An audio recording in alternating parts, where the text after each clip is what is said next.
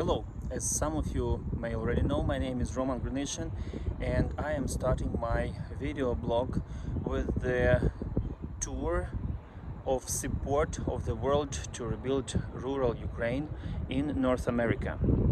We have arrived about 5 days ago and had the first very productive visit with the Ohio State University and especially with the professor Dr. Kelly Tillman, an entomologist. She's been very helpful to assist us in making the video and also organizing some first visits, as well as excellent recommendations regarding how and where to proceed with the promotion of this project.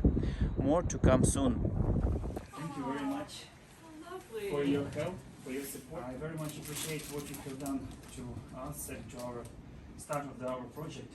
I hope that your recommendations will be successful, and I will keep in touch to inform you how it's going on. Well, it has been a true pleasure and honor to work with you and to help in any small way that I can. I think your mission is incredibly important, and you could not be in the hands of a better person to Thank you do very it. much. So I have all confidence that you will have a good mission and do a great deal of good with it.